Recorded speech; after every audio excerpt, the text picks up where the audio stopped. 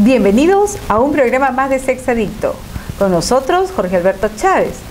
El tema que quedó pendiente era un poco a raíz de lo que mencionaba nuestro invitado, en que era que el gay de ahora es muy diferente al gay de hace años atrás.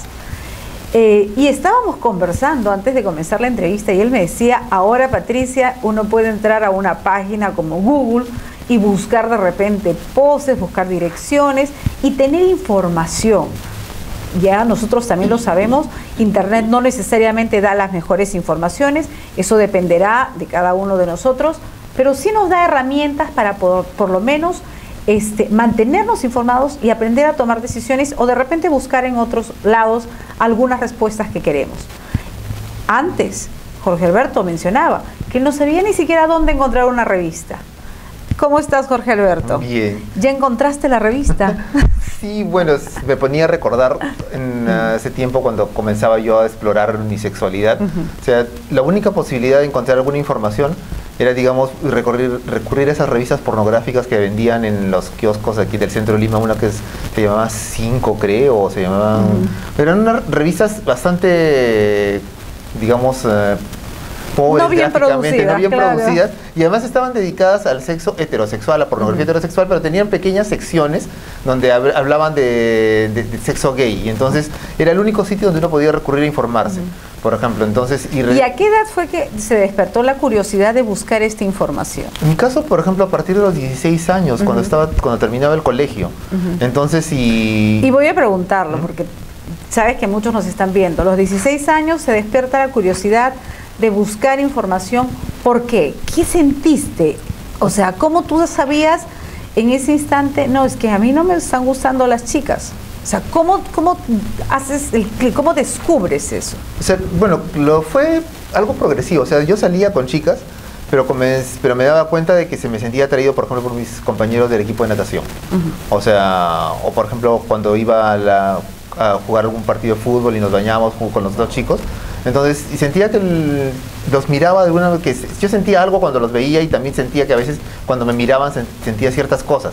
Pero evidentemente yo no sabía qué era y además tenía miedo, además saliendo de un colegio religioso, sentía que iba a ir al infierno. ¿De qué año estamos hablando? 1984, 85. 1984, tampoco no es del 70, pero mira, escuchen esto que está diciendo.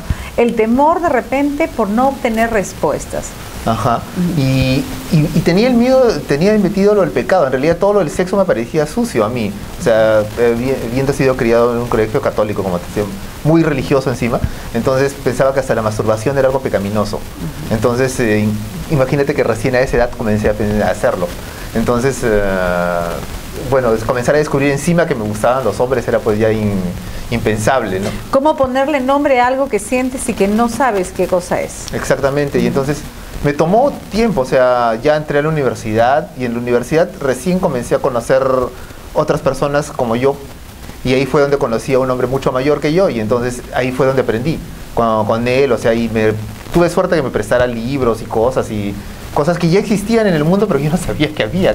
Incluso revistas que habían salido en el Perú más, digamos, serias, donde hablaban de la sexualidad desde el punto de vista psicológico, hablaban incluso de Foucault y de esas cosas.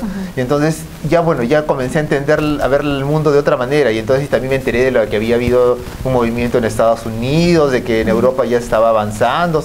Entonces, en esos tiempos uno no se enteraba así tan fácil, si los periódicos no ponían esas noticias. O sea, Y ahora, digamos, tú sientes que existe mucha más facilidad con el tema de la información. Claro, o sea, pero que no necesariamente está ligada esa facilidad de informarse a la aceptación. Claro, pero por ejemplo los chicos saben que existen países del mundo donde dos hombres se pueden casar y adoptar niños y tener una familia, o dos mujeres, y saben que ya no son un país, sino son varios países del mundo, que de repente aquí cerca en Argentina eso está pasando. Entonces, en mi época lo más que sabía es que en algunas partes del mundo ya no lo consideran enfermedad. Entonces, que algunos psicólogos decían que era normal y que se podía vivir así sin ser considerado una persona anormal, ¿no? Entonces, que era allá bastante, pero digamos, es distinto, o sea, el cambio en lo que uno se puede enterar, o sea, puedo tener, digamos, personas conocidas, cantantes famosas, artistas de cine, escritores, que son homosexuales perfectamente exitosos, ejemplos que no tenía en 1985.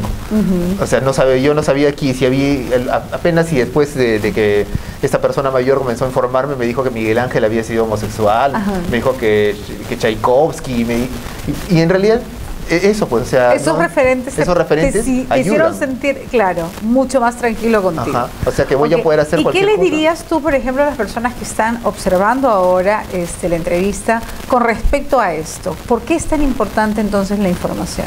Porque te permite darte cuenta que ser gay, o sea, tu homosexualidad no tiene por qué ser una limitación. Es simplemente un rasgo más de tu persona. Es un rasgo que te hace esa persona única que eres. No significa que estés condenado a realizar solo ciertas profesiones o a tener determinadas características de personalidad. No, simplemente es una forma de ser, una forma en la que te tocó ser y que tienes que disfrutarla. Y además eso también te permite darte cuenta de que tú tienes el derecho a ser feliz y que como tienes solo una vida, no puedes vivirla pensando en lo que los demás te dicen, ¿no? Sino, y quieran así. Y quieran, sino simplemente ser lo más honesto en lo que deseas y mientras no hagas daño, vivir tu vida como quieras. Excelente. ¿Dónde pueden encontrarte en Facebook? Bueno, me llamo Jorge Alberto Chávez Reyes y con ese nombre me encuentran en el Facebook. Y también en mi página web diariodelimagay.com o en el mall los días sábados en la noche que me pueden visitar, que siempre hay talleres y conversamos de diversos temas. Ya saben entonces dónde localizarlo, en el Facebook Jorge Alberto Chávez Reyes. Gracias, Jorge Alberto, encantadora la entrevista. Hasta el siguiente programa.